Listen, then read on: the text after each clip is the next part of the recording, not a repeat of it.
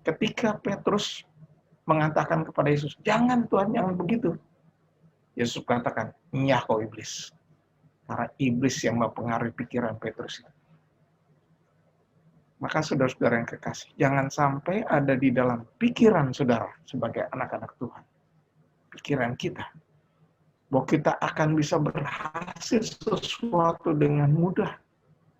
Tuhan tidak mau begitu. Tuhan ingin kita seperti Dia.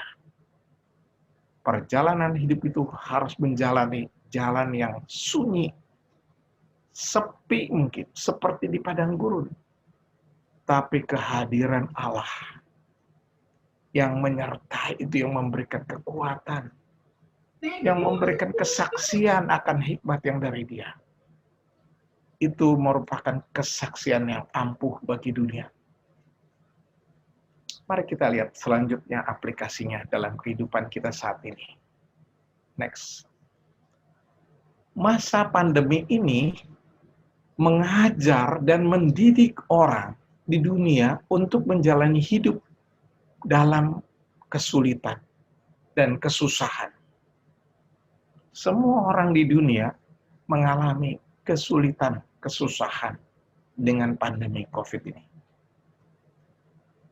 Orang yang tadinya bisa enak-enak, makan-makan, kumpul-kumpul, jalan-jalan, sekarang nggak bisa. Orang yang tadinya bisnis gampang-gampang dan sebagainya, sekarang nggak bisa, susah. Pandemi ini diizinkan oleh Tuhan terjadi supaya orang belajar menjalani kehidupan dengan kesusahan dan kesulitan, dengan penderitaan di dunia. Nah, sebagai umat Kristen juga kita harus menyadari bahwa Allah izinkan ini terjadi juga umat Allah. Umat Kristen mengalaminya juga sama seperti orang Israel, memang harus sudah keluar dari perbudakan di Mesir. Tetapi tidak begitu saja dia gampang sampai ke Kanaan. Sama dengan orang Kristen sudah percaya pada Yesus Kristus sebagai juru selamatan Tuhan, dia pasti diselamatkan, pasti masuk surga. Tapi setelah diselamatkan harus hidup di dunia ini, Allah mengizinkan saudara dan saya menjalani kehidupan yang penuh tantangan, cobaan, kesulitan, kesusahan. Tetapi sekali lagi, supaya kita hidup mengandalkan kuasa Allah, bukan karena kekuatan kita sendiri. Alkitab mengatakan, ya, terkutuklah orang yang mengandalkan kekuatannya sendiri. Kekuatan manusia, terkutuk kata Tuhan. Tapi diberkatilah orang yang mengandalkan Tuhan. Tuhan ingin saudara dan saya sebagai anak-anak Tuhan bergantung mengandalkan Dia di dalam kehidupan yang sulit ini, dalam pandemi ini. Sehingga orang bisa melihat, oh ada kuasa Tuhan bekerja di dalam dirinya. Kehadiran Tuhan yang membuat dia masih bisa sukacita di dalam penderitaan. Juga rela menjalani penderitaannya, tidak komplain-komplain, tidak bersungut-sungut, tidak protes-protes terus kepada Tuhan. Rela menjalaninya. Sesuai dengan mengikuti Yesus itu, dia rela. Dan setia terus kepada Allah.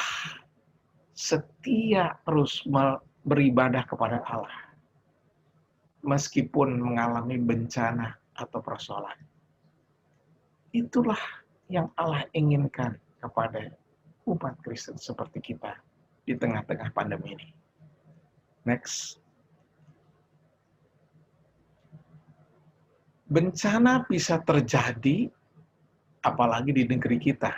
Bencananya bencana alam, bencana non-alam, bahkan juga bencana seperti banjir, krisis ekonomi, termasuklah banjir hoax. Saya kira negara ini, bangsa negeri kita ini adalah bangsa yang dikepung dan banyak sekali mengalami bencana-bencana. Di samping pandemi ini. Kita lihat selama ini banjir dan sebagainya. Banyak sekali, nggak usah kita sebutkan itu. Tapi Allah izinkan itu terjadi di negeri kita di mana kita sedang ada di dalamnya. Kita perlu belajar, ya, belajar mengerti hal ini. Kita tidak cukup sendiri, saudara. Kita perlu punya kelompok atau komunitas yang murid-murid Kristus yang sungguh-sungguh mau belajar tentang ajaran dan teladan Kristus. Jadi bukan hanya ngumpul-ngumpul rame-rame, ya, atau kerumun-kerumun atau heboh-hebohan. Tapi Tuhan ingin kita itu semakin menjadi seperti Kristus. Punya karakter, sifat-sifat seperti Kristus. Itu tujuan akhirnya dia. Bukan hanya membawa kita sampai ke surga nanti. Tetapi di dalam perjalanannya Allah ingin memuridkan kita supaya kita punya karakter seperti Yesus sendiri. Guru agung. Bahkan kita sebagai umat Kristen harus memiliki persekutuan pribadi dengan Allah. Kalaupun nggak ada orang lain, ya seperti teman saya mengajari, alone with God. Alone with God. Kita harus belajar di tengah-tengah hiruk pikuk dan banyak orang ini, bersyukur di tengah pandemi ini, kita diberikan waktu untuk perenungan-perenungan pribadi. Saya bersyukur tengah-tengah pandemi yang sudah 1 tahun ini, saya punya waktu perenungan pribadi yang lebih banyak daripada ketika belum terjadi bencana COVID ini. Supaya dengan demikian kita semakin dekat pada Tuhan. Semakin lekat pada Tuhan. Semakin intim dengan Tuhan. Itulah yang Tuhan kehendaki ketika kita mengalami penderitaan seperti ini. Lanjut.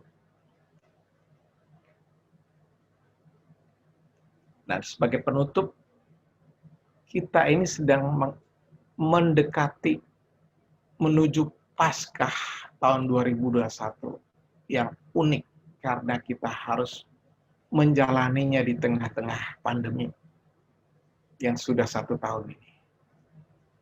Tuhan ingin kita menjalankan kehidupan di tengah-tengah pandemi ini dengan rela menderita, mengalami kesusahan seperti orang lain juga, dan belajar taat terus terhadap kehendak Tuhan seperti Yesus. Ini misi Tuhan, maka karena misi Tuhan dia mau taat terus, dia mau kerjakan terus karena ini dia sadar bahwa ini adalah misi Tuhan, bukan ambisinya pribadi, bukannya disuruh oleh siapapun, tapi ini adalah misi Tuhan, maka dia taat terus seperti Tuhan Yesus. Marilah kita bergabung dengan kelompok pemuritan yang selalu mengajarkan orang supaya lebih dewasa di dalam Tuhan, menjadi murid Kristus. Jangan mau menjadi hanya bayi-bayi di dalam Kristen.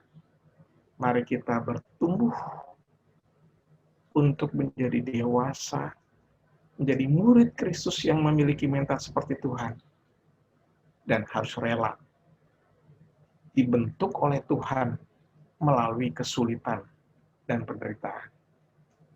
Jangan hanya bisa menjalani kehidupan karena rame-rame orang.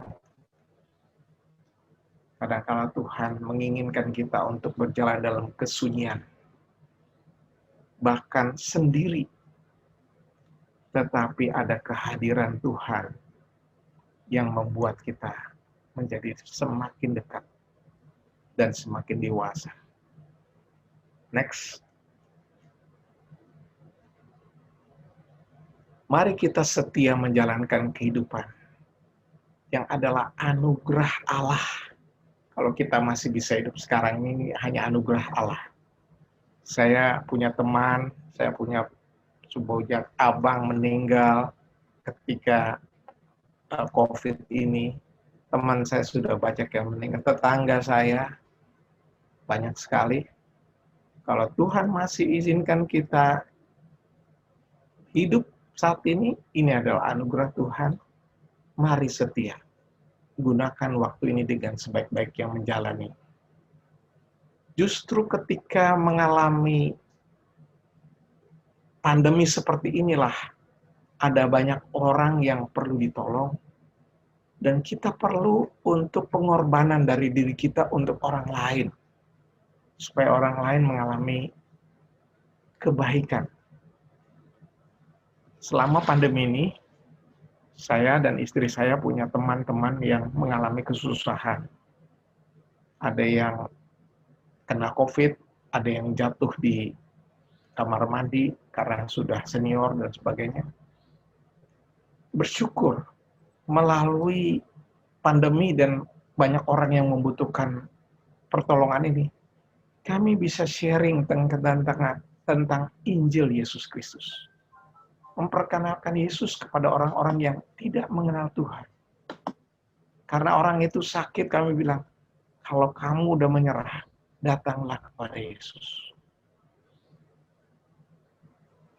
Ketika orang membutuhkan pertolongan di masa-masa sulit seperti inilah, Injil, berita sukacita tentang Kristus menjadi relevan. Dan ada banyak orang yang ditolong, bahkan mengalami mujizat Tuhan, bertemu dengan Tuhan, mengalami pembaruan ketika mengalami kesulitan. Mari sisihkan waktu, tenaga, doa untuk orang-orang di sekitar kita. Tuhan ingin bukan hanya membuat kita selamat, tetapi kita juga dipakai untuk mitra Tuhan. Mitra sekerjanya, menolong orang dengan kebaikan Tuhan. Pasti membutuhkan pengorbanan. Tapi ada sukacita ketika Tuhan memakai kita untuk menjadi berkat bagi orang lain yang dalam kesusahan. Amin.